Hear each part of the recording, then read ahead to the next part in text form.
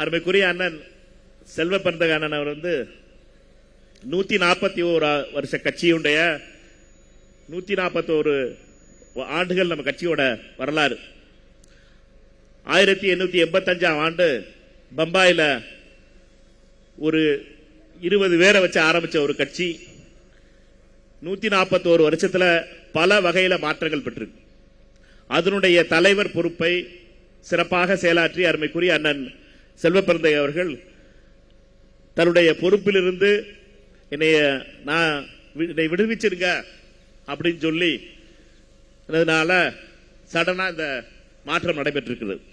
என்னை பொறுத்த மட்டும் அகில இந்திய காங்கிரஸ் கமிட்டியுடைய தலைவர் திரு மல்லிகார்ஜுன் கார்கே அவர்களுடைய முடிவு, அவர் அருமைக்குரிய சகோதரர் செல்வ பெருந்தகை அவர்கள் சொன்னது மாதிரி அவர் கடந்த 2 வருடங்களிலே தெளிவா நம்மளுக்கு அவர் அண்ணனுடைய செயலாற்றுதல் நம்மளுக்கு தெரிஞ்சிச்சு.